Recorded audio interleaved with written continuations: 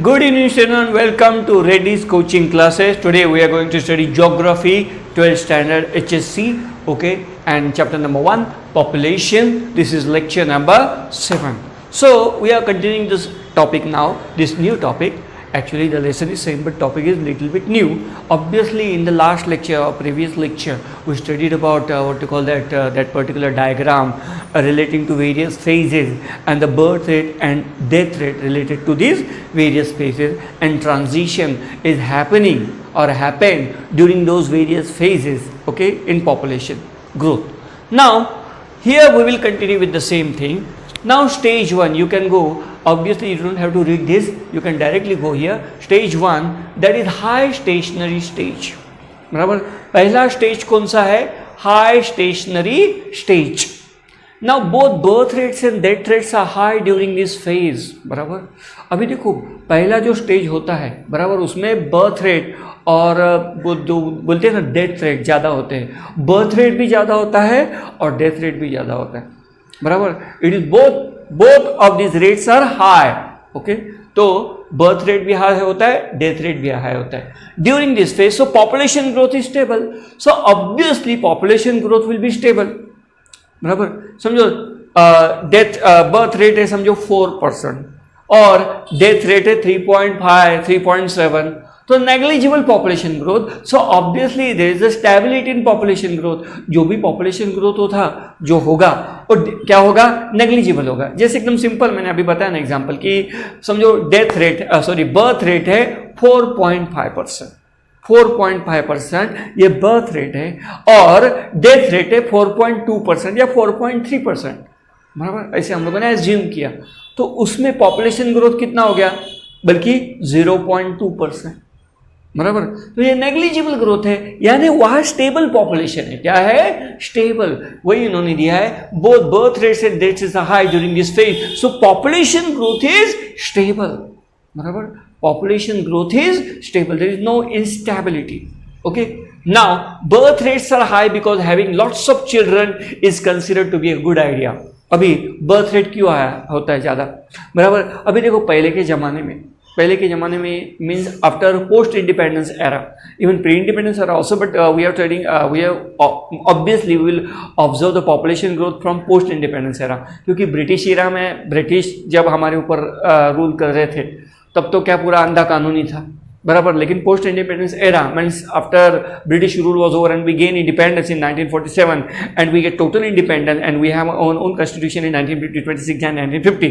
That is called the post independence era. तो 1950 से लेके जो पॉपुलेशन हम लोग ग्रोथ देखेंगे बराबर, तो उस समय के लोग क्या सोचते थे कि ज़्यादा बच्चे होने चाहिए, ज़्यादा बच्चे होंगे. बराबर, समझो एक कोई भी एक इंसान है बराबर, पति पत्नी है, तो वो लोग उस समय की सोच थी 1950 96 इवन 1980 तक 1990 तक ये सोच थी. बाद में ये ग्रोथ क्या हो गई? डिक्लाइन हो गई. तो ये तभी वो जो स्टेज था वो था हाई स्टेशनरी स्टेज. तभी वो लोग सोचते थे कि हमको ज़्यादा बच्चे होने चाहिए. ज़्यादा क्यों बच्चे होने चाहिए?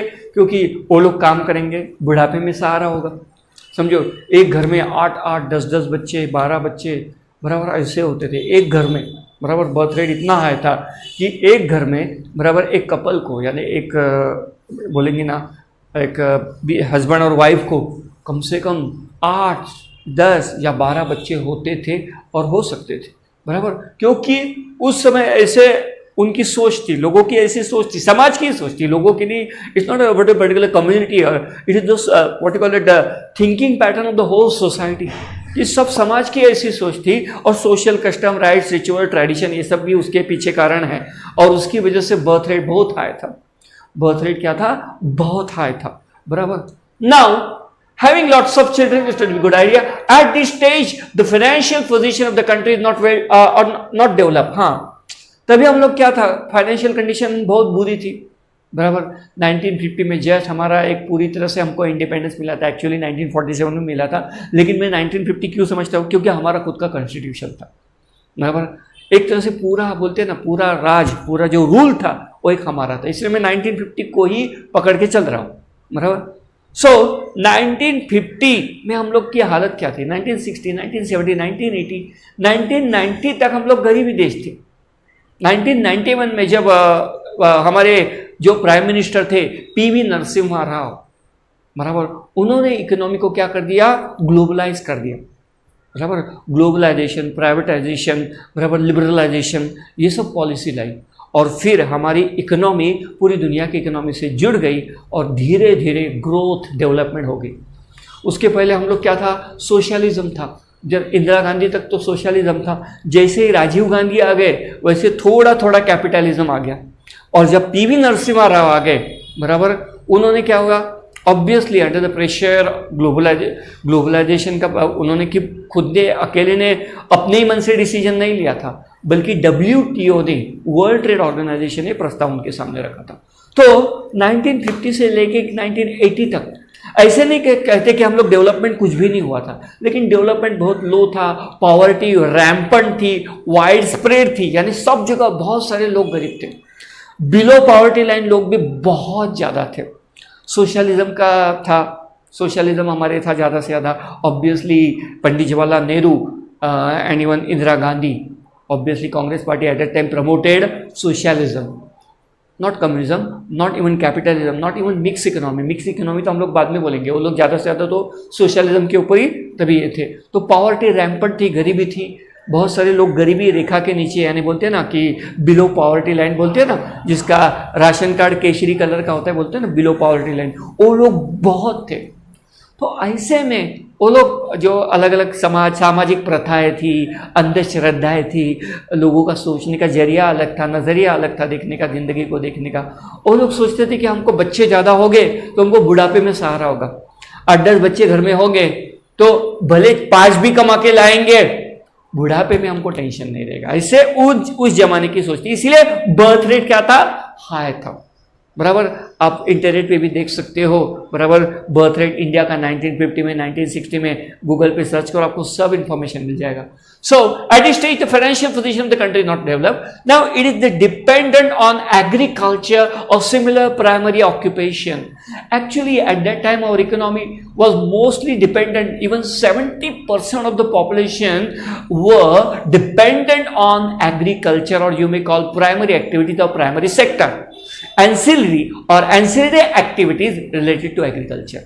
एग्रीकल्चर या रिलेटेड टू एग्रीकल्चर एक्टिविटीज में हमारा 70%, उससे भी ज़्यादा रहेगा। मैं तो एक एज्यूम फिगर बता रहा हूँ, क्योंकि मैं क्या पूरे फिगर्स याद नहीं कर सकता, पूरा फैक्ट मैं याद नहीं कर सकता, इतनी मेरी याददाश्त सुपर कंप्यूटर नहीं है। तो ऑब्वियसली 70% पॉपुलेशन एग्रीकल्चर के ऊपर डिपेंडेंट था, बराबर। 30% जो था वो इंडस्ट्री, सर्विस सेक्टर तो ना के बराबर था, ट्रांसपोर्टेशन ये था, लेकिन जो अभी जो टर्शियरी सेक्टर का जो अभी जो डेवलपमेंट हुआ है आफ्टर 2000, 2005 एंड 2010 के बाद, तो सर्विस सेक्टर जो जैसे बोलते हैं ना जेट इंजन की तरफ दौड़ रहा है। उस समय वो नॉन एग्जिस्टेंट था सर्विस सेक्टर। ऑब्वियसली अभी एग्रीकल्चरल सेक्टर में लोग काम करते थे, यानी खेती से जुड़े हुए थे, बराबर। तो ऑब्वियसली विलेजेस ज़्यादा थे, अर्बन एरिया कम था, अर्बन एरिया में भी, रूरल एरिया में कुछ भी डेवलपमेंट नहीं थी। विकास की गंगा बोलते हैं ना, विकास की धारा बराबर गांव तक पहुंची नहीं थी। गांव में बहुत सारे अलग अलग सोच थी, विचार थे, प्रथाएं थी, अंधश्रद्धाएं थी, और इसकी वजह से ऑब्वियसली बर्थ रेट बहुत ज़्यादा था। Okay, now people engage in secondary and tertiary activity are negligible. देखो मैंने पहले भी बताया था कि सेकेंडरी और टर्शियरी एक्टिविटी में तभी कोई था ही नहीं। सेकेंडरी यानी industrial sector, industrial sector develop ही कैसे होगा? If you are following the socialist policies and you were influenced by communist China and what you call that communist Russia नहीं बोलते थे तभी, USSR बोलते थे, बराबर। तभी उनका प्रभाव हमारे ऊपर ज्यादा था, पंडित जवाहरलाल नेहरू के ऊपर। कार्ल मार्क्स और मार्क्सिज्म जो बोलते हैं ना, कम्युनिज्म, सोशलिज्म, इसका प्रभाव ज्यादा था। तो उस समय इंडस्ट्री, बिजनेस, इसको सब ईवल मानते थे। ईवल यानी क्या, बुरा है। आज तो बिजनेसमैन को जो इज्जत मिलती है, जो एक स्टैंडर्ड स्टेटस मिलता है समाज में, उस समय वो नहीं था। बिजनेसमैन यानी चोर, बिजनेसमैन यानी क्या बोलते हैं, लूटने वाला, शोषण करने वाला, बराबर। ऐसे उस समय की एक सोच थी इंडस्ट्रियलिस्ट बिजनेसमैन के बारे में। और जो भी था पूरे के ऊपर, पूरे जो भी सेक्टर्स थे उसमें ग्रिप था गवर्नमेंट सेक्टर का, बराबर। और इंदिरा गांधी ने तो आपको मालूम है कि 14 बैंक नेशनलाइज कर दी थी, यानी ऐसे सब नेशनलाइजेशन का दौर चालू था उधर। इंडस्ट्रीज भी बहुत सारी नेशनलाइज कर दी थी। प्राइवेट सेक्टर नेग्लिजिबल था। आज देखो उल्टा पॉलिसी चल रही है आज हमारी। आज रेलवे भी प्राइवेटाइजेशन की तरफ दौड़ रही है। बहुत सारे स्टेशन प्राइवेटाइज हो गए हैं। रेलवे की जो बोलते हैं ना एक्सप्रेसेस, यानी मेल एक्सप्रेस बोलते हैं ना हम लोग, ट्रेन, वो भी प्राइवेटाइज हो रही है। यकीन नहीं होगा, आप ढूंढो, बराबर गूगल पे आपको कुछ नहीं, मैं जो भी बोल रहा हूँ या ऐसे बिना आधार नहीं बोल रहा हूँ। मोदी जी की पॉलिसी पूरी अलग है। अभी LIC को भी बेच रहे हैं, एयर इंडिया को बेच रहे हैं, खरीदार ढूंढ रहे हैं। सो ये प्राइवेटाइजेशन तभी नहीं था। सो ऑब्वियसली लोग कहाँ काम करेंगे? Agricultural. They were totally dependent on agricultural और ancillary activities of agriculture. Agriculture से रिलेटेड एक्टिविटीज में थे। तो ऑब्वियसली भी डेवलपमेंट कैसे होगा? और एग्रीकल्चर में एजुकेशन की जरूरत लगती ही नहीं है। आज में आप गांव में जाते हो, खेती करने वाले किसान हो, चाहे वो खुद की खेती हो, दूसरे की खेती हो, मजदूर काम करने का है, तो obviously there is no need of education. Education की तो ज्यादा जरूरत नहीं। तो उस समय तो एजुकेशन रेट भी, लिटरेसी रेट भी बहुत लोवेस्ट था, दुनिया में लोवेस्ट था हमारा। अफ्रीका के बाद, सब सहारन अफ्रीका के बाद दुनिया में हमारा एजुकेशनल लेवल यानी लिटरेसी रेट बोलेंगे तो लोवेस्ट था। तो ऐसे हालत में ऑब्वियसली बर्थ रेट ज्यादा रहेगा ही। Now opportunity, educational opportunity limited है, तो देखो आपने सामने सब कुछ लिखा है, मैं तो अपने मन की बात नहीं कर रहा हूं। नाउ फर्टिलिटी रेट से हाई, फर्टिलिटी लेकिन हाई थी, बर्थ रेट हाई था, बराबर, शादियां जल्दी होती थी। आज देखो लड़की के लिए 18 साल किया है और लड़कों के लिए 22 साल किया है, बराबर। 18 ईयर्स का लड़की होना चाहिए और 22 साल का लड़का होना चाहिए। लेकिन इतने होने के बावजूद एजुकेटेड लोग आज भी जल्दी से शादी नहीं करते। लड़की अभी बोलती नहीं, हमको आगे पढ़ना है, हमें अपने पैरों पे खड़ा होना है, इंडिपेंडेंट। तभी तो एजुकेशन ही नहीं था तो बाकी कुछ काम ही नहीं। ऑब्वियसली शादी करो, बराबर, जल्दी से शादी लगा दो। सो बर्थ रेट हाई, क्योंकि वो जो फेकंडिटी जो बोलते हैं ना कि फर्टाइल पीरियड ज़्यादा था। यानी समझो किसी लड़की की 15 से 16 साल तक शादी हो गई तो 35 एज तक तो बच्चे होते ही है, बराबर। ये 30 एज तक तो नहीं है, तो भी 15-16 साल का एक पीरियड मिल गया। सो फैमिलीज अब एक, तभी जॉइंट फैमिली सिस्टम था, न्यूक्लियर फैमिली सिस्टम तो अभी आया है आफ्टर 1991, या हम लोग बोलेंगे एग्जैक्टली 2000 के बाद ज्यादा से ज्यादा न्यूक्लियर फैमिलीज आ गई, ज्यादा से ज्यादा। यानी अभी आप गांव में भी देखेंगे तो वहां भी न्यूक्लियर फैमिलीज के ऊपर ज्यादा इंसिस्टेंस करते हैं। सो न्यूक्लियर फैमिली यानी क्या कि जैसे माँ पिताजी और 2 बच्चे, ऐसा, इसको बोलते हैं न्यूक्लियर फैमिली। लेकिन पहले वैसा नहीं था, जॉइंट फैमिली सिस्टम था, बराबर। तो भले 10, समझो घर में 20 आदमी हैं, उसमें 10 काम कर रहे हैं, 10 काम नहीं कर रहे, नो प्रॉब्लम। जो 10 काम कर रहे हैं वो खिला रहे हैं, तो ऑब्वियसली। और उसमें शादी भी होती थी। जिनको कोई काम धाम नहीं है वो लोग भी क्या करते थे? शादी करते थे। क्यों? क्योंकि उनको 10 जो खिलाने वाले, भले मैं नहीं कमा रहा हूं लेकिन दूसरे तो कमा रहे मेरे घर के, वो लोग मुझे खिला देंगे। So that kind of a security system था वो, बराबर। So fertility high, families are big, science and technology not develop. Science and technology में तो इंडिया तब उस टाइम तो बहुत पीछे था, आज तो बहुत आगे चला गया है। नाउ लो सैनिटेशन, सैनिटेशन हैबिट्स नहीं थी, बराबर। जो अभी मोदी जी ने जो शौचालय का लिए सब जगह किया है ना, स्वच्छ भारत अभियान के अंतर्गत, बराबर। अभी गांव में भी क्या है, अच्छा सैनिटेशन फैसिलिटीज पहुंच रही है। और लोगों में, स्पेशली गांव के लोगों में, नेटिव पीपल में अभी अवेयरनेस बढ़ रहा है। Now high occurrence of contagious diseases. Contagious diseases आपको मालूम है, अभी ये कोरोना वायरस, बराबर, ये क्या है? कंटेजियस डिजीज ही है, बराबर। ऐसे कंटेजियस डिजीजेस बहुत सारी होती थी, प्लेग का आउटब्रेक होता था, टीबी और भी बहुत सारी है। Now lack of medical facilities, तभी मेडिकल फैसिलिटीज थी ही नहीं, बराबर। Now and malnutrition are responsible high death rate. लेकिन माल न्यूट्रिशन भी बहुत था, बराबर। न्यूट्रिशन अच्छा नहीं मिलता था क्योंकि घर में इतने लोग, बराबर, घर में family member, joint family system, 20-20, 25-25, कुछ के घर में तो 30-30, 40-40 आदमी। गाँव के कंडीशन तो ऐसे ही थी। तो ऐसे में सबको थोड़ी कुछ खाने को मिलेगा, जो है खाओ, चुपचाप बैठो। सो ऑब्वियसली माल न्यूट्रिशन था, इसकी वजह से डेथ रेट ज़्यादा था, यानी मरने वालों की संख्या भी ज़्यादा थी। Now at present no country falls in this category. अभी कोई भी ऐसे देश नहीं है, इवन सब सहारन अफ्रीका छोड़ा, थोड़ा सा कुछ इलाके सब सहारन अफ्रीका, बराबर, जैसे चाड है, फिर उसके बाद सूडान है, लेकिन वहाँ भी अभी क्या हो गया कि डेवलपमेंट हो रहा है, वहाँ भी मेडिकल फैसिलिटी जा रही है, बराबर। सो अभी ऐसे कोई देश नहीं रह गया। नाउ वो था स्टेज 1, उसको बोलते हैं हाई स्टेशनरी स्टेज, यानी high birth rate, high death rate, population growth is negligible और नील भी बोल सकते हैं, नेग्लिजिबल होती है।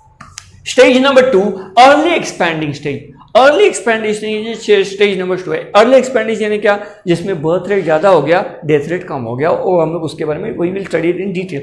Now technological expansion of science occurs and development start. फिर 1970 के बाद ज़्यादा से ज़्यादा टेक्नोलॉजिकल डेवलपमेंट होने लगी, बराबर, नई नई टेक्नोलॉजी थोड़े थोड़े आने लगे हमारे देश में, और डेवलपमेंट भी शुरू हो गया, स्पेशली आफ्टर 1975। भाई वो medical and health care services start expanding. Medical और हेल्थ केयर सर्विसेज सबको मिलने लगे, डॉक्टर्स पहुंचने लगे, हॉस्पिटल्स खुलने लगे। Now efforts are underway to control and combat diseases, बराबर। फिर बहुत सारी वैक्सीनेशन, बराबर, बहुत सारी न्यू वैक्सीन्स जुड़ने लगे, वैक्सीनेशन आ गया, बराबर, अलग अलग मेडिकल की दवाई आ गई, बराबर, मेडिसिन आ गए। नाउ किसके लिए, बल्कि डिजीजेस को फाइट करने के लिए। Now this leads to reduction in mortality. इससे क्या होगा कि पॉपुलेशन का जो मॉर्टेलिटी रेट है, मॉर्टेलिटी यानी death rate, mortality is nothing but the death rate, तो वो डेथ रेट क्या हो गया, कम हो गया। Now this lead to, but the birth rate is, लेकिन बर्थ रेट वैसा नहीं हुआ ना, बराबर, डेवलपमेंट हुआ, स्पेशली मेडिकल सेक्टर में या फार्मास्यूटिकल सेक्टर में भी बहुत सारा डेवलपमेंट हो गया, मेडिकल फैसिलिटीज़ पहुंचने लगी, बराबर, सैनिटेशन के बारे में लोगों को थोड़ा थोड़ा जानकारी होने लगा, साइंस के बारे में जानकारी होने लगा, तो उसमें क्या हो गया कि बर्थ रेट लेकिन बढ़ते गया, वो तो है था वैसा ही था, लेकिन डेथ रेट कम होते गया, due to education, due to awareness and due to availability of various facilities like medical facilities specially. Now but the birth rate is constant as well the population grows rapidly, और इस period में population बहुत बढ़ गया, बहुत बढ़ गया, यानी तूफान बढ़ गया। Now production in agriculture and industry increases, हाँ, लेकिन उसके साथ ये भी हुआ कि एग्रीकल्चरल प्रोडक्शन बढ़ गया, ग्रीन रिवोल्यूशन आ गया। ग्रीन रिवोल्यूशन के बारे में आपने पढ़ा है, high yielding variety seeds use करने लगे, स्पेशली पंजाब, हरियाणा, उत्तर प्रदेश, बिहार, यहाँ high yielding variety seeds use करने लगे, ग्रीन रिवोल्यूशन आ गया हमारे यहाँ, तो उसकी वजह से एग्रीकल्चरल प्रोडक्शन बढ़ गया, ग्रीन का प्रोडक्शन बढ़ गया, एंड उसकी वजह से और इंडस्ट्रीज भी आ गई थोड़ी थोड़ी, मैं ये नहीं कहता कि एकदम बहुत सारी, बल्कि इंडस्ट्रियल प्रोडक्शन भी बढ़ गया, इंडस्ट्रीज भी बढ़ने लगी। नाउ ट्रांसपोर्टेशन नेटवर्क इंक्रीज है, ट्रांसपोर्टेशन नेटवर्क भी बढ़ गया, हाईवे का ज़्यादा से ज़्यादा कंस्ट्रक्शन होने की वजह से transportation network all over India में बढ़ गया। Now efforts to control the population are launch, अभी तभी इंदिरा गांधी जी ने बराबर सबसे पहले ये नारा दिया कि हमको पॉपुलेशन रोकना चाहिए, बराबर। 1976 की जो इमरजेंसी लगाई थी, वो भी इंदिरा गांधी ने इससे रिलेटेड है, पॉपुलेशन सी डायरेक्टली नहीं है लेकिन इनडायरेक्टली उससे ही रिलेटेड है। पॉपुलेशन ग्रोथ को कम करने के लिए उन्होंने बहुत सारे प्रोग्राम्स लॉन्च किए, बराबर, जैसे फैमिली प्लानिंग भी बोलते हैं, बराबर। तो वो सब प्रोग्राम्स लॉन्च हुए कि फैमिली प्लानिंग करो, बराबर, ज़्यादा से ज़्यादा बर्थ रेट नहीं होना चाहिए, बर्थ रेट कम करने की कोशिश करेंगे ऑल ओवर नेशन, पूरे देश में। Now efforts to control population launch, the developing countries with high population are currently undergoing this phase, बराबर। आज भी डेवलपिंग कंट्रीज इस फेज से जा रही, बराबर, आज भी, मीन्स ऐसे नहीं कि ख़त्म हो गया है पूरा, अभी डेवलपमेंट हो गई है, अभी बर्थ रेट बहुत कम हो गया है, बराबर, उल्टा हो गया है, आज भी डेथ रेट बहुत कम हो गया है। मॉर्टेलिटी रेट आपने देखा रहेगा, कोरोना वायरस पैंडेमिक से सबसे कम मॉर्टेलिटी रेट हमारे देश में, पूरे दुनिया में सबसे कम मॉर्टेलिटी रेट हमारे देश में है। ना अमेरिका, ना यूरोप, ना रशिया, ना चाइना, ना कोई आजू बाजू के देश, बल्कि सबसे लोवेस्ट मॉर्टेलिटी, सबसे lowest death rate due to corona virus pandemic is in India, बराबर। बहुत कम लोग उसकी वजह से डेड हुए हैं। सो मॉर्टेलिटी रेट कम हो गया, लेकिन फर्टिलिटी रेट वैसे ही है। बर्थ रेट इतना कम नहीं हुआ जितना होना चाहिए, कम हो गया है, बर्थ रेट अभी भी कम हो गया है, आफ्टर 1990s कम हो गया, 2000 के बाद और कम हो गया, लेकिन जो फॉल होना चाहिए वो स्टीप फॉल होना चाहिए, वो स्टीप फॉल नहीं है, बराबर। So, to control the population along, the developing countries with high population are currently undergoing this phase. This stage is also known as population explosion phase. इसको ही बोलते हैं, ये सेकंड स्टेज को ही बोलते हैं। सेकंड स्टेज बहुत खतरनाक है, बराबर, पॉपुलेशन एक्सप्लोजन होता है। 2025 तक बराबर हम लोग चाइना को सरपास करेंगे पॉपुलेशन में बराबर, और हम लोग नंबर 1 पॉपुलेशन में रहेंगे. India will be number 1 country in case of population growth and number of population बराबर. देखो, so this stage is very dangerous. Now it has the highest growth rate shown in figure 1. For example countries like Congo. अभी Congo भी वैसे ही है, Africa में country है. Congo में सबसे ज़्यादा डायमंड मिलते हैं. उसके बाद बांग्लादेश, बांग्लादेश तो हमारे बाजू का ही देश है. युगांडा, ये भी अफ्रीकन कंट्री है. नाइजर, ये भी अफ्रीकन कंट्री है. और प्रेजेंटली इन स्टेज, अभी हम लोग उस स्टेज में नहीं है, हम लोग उस स्टेज में पहले थे बराबर, लेकिन अभी हम लोग आगे आगे जा रहे हैं, नेक्स्ट स्टेज में जा रहे हैं. हम लोग पढ़ते जाएंगे. देखो, now stage number 3, late expanding stage. Late expanding stage. The reduce death rate in the second stage is still decreasing in stage 2. Death rate जो है वो कम होते गया और कम होते गया बराबर. आज भी बहुत सारे डिजीजेज है, इंडिया में भी है बराबर, लाइफस्टाइल डिजीजेज है बराबर, हार्ट अटैक है, स्ट्रोक है, लेकिन आज उनसे मरने वालों की संख्या बहुत कम है. हार्ट डिजीज तो हमारे यहाँ, डायबिटीज़ है बराबर, और इन्फेक्शियस कंटेजियस डिजीजेस तो सब जगह ही है, आज भी है, ऐसे नहीं कि नहीं है. आज भी टीबी हमारे यहाँ है बराबर, लेकिन फिर भी उससे मरने वालों की संख्या कम है. क्यों कम है? क्योंकि लोगों में अवेयरनेस आ गया है कि हाँ ये बीमारी हो गया तो ये गोली लो, इस डॉक्टर के पास जाओ, या हमको ये इसकी फैसिलिटीज मिलेगी. उसकी वजह से डेथ रेट क्या हो गया है, और कम हो गया है बराबर. There is a steep fall in death rate, specially in case of India और developing countries. Now birth rates are also decreasing now. Birth rate is also decreased. Birth rate भी कम हो गया है. इसीलिए पहले जैसे 8 बच्चे, 10 बच्चे, 12 बच्चे बराबर, या उससे ज़्यादा, ऐसे बर्थ रेट नहीं है. एक घर की बात कर रहा हूँ.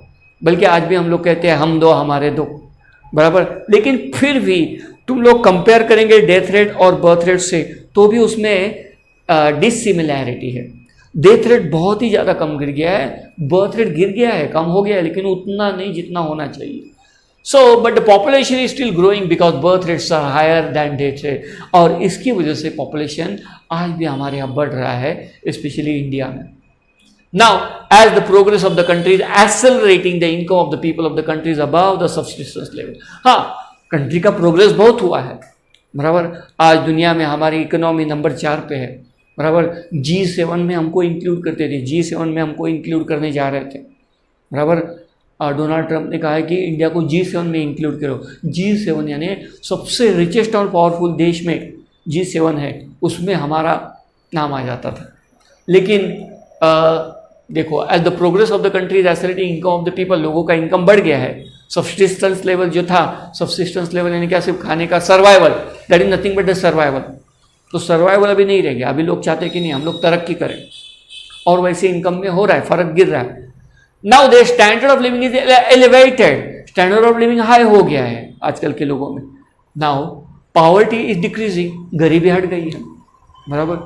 Use of technology seen to expand, और टेक्नोलॉजी आज तो सब जगह इस्तेमाल हो रही है, इंडिया में भी हो, वर्ल्ड में भी हो. Now use of technology secondary and tertiary activities. हाँ, ये सबसे इंपॉर्टेंट है कि सेकेंडरी और टर्शियरी एक्टिविटीज़ बढ़ गई. अभी प्राइमरी सेक्टर जो है, एग्रीकल्चरल सेक्टर के है, उसके ऊपर हमारा जो डिपेंडेंस था वो क्या हो गया है, रिड्यूस हो गया है, कम हो गया है. और ज़्यादा से ज़्यादा हम लोग इंडस्ट्रियल लेवल पे नहीं, अभी हम लोग ज़्यादा से ज़्यादा मैन्युफैक्चरिंग से भी ज़्यादा हम लोग टर्शियरी सेक्टर के ऊपर डिपेंडेंट हो गए. और टर्शियरी सेक्टर का तो बोलते हैं ना कि बहुत सारी ग्रोथ हो गई. Tertiary sector is nothing but service sector, फिर उसमें ट्रांसपोर्टेशन आते हैं, यूटिलिटी सर्विसेज आती है बहुत सारी. So tertiary activity, education level of the population also increases. अभी तो बोलते हैं ना कि गांव के लोग भी अच्छे तरह से पढ़ लिखते हैं, ग्रेजुएट होते हैं बराबर, तो एजुकेशन लेवल अभी हाई हो गया. Now people know the importance of family planning. लोगों को फैमिली प्लानिंग मालूम पड़ गया, एजुकेशन लेवल हो गया है, अवेयरनेस आ गया, लोगों में जागरूकता आ गई है कि नहीं भाई हमको जल्दी शादी नहीं करना चाहिए, या शादी करने के बाद हम ज़्यादा बच्चों को जन्म नहीं देंगे, बल्कि 1 या 2 ही बच्चों को हम लोग जन्म देंगे. तो ये एक अवेयरनेस आ गया है. नाउ फैमिली साइज रिड्यूसेस, तो इसकी वजह से फैमिली साइज कम हो गया है, न्यूक्लियर फैमिली आ गया है. पहले जॉइंट फैमिली सिस्टम था बराबर, अभी क्या हो गया, न्यूक्लिएटेड फैमिली, या एकदम सिंपल बोलेंगे nuclear family. Now countries that are moving toward the develop stage from developing are going through the stage, जैसे चाइना है, बराबर, चाइना भी इस स्टेज से जा रही है, और इंडिया भी है, क्या है, इंडिया भी है। Thank you student, thank you for your patient listening.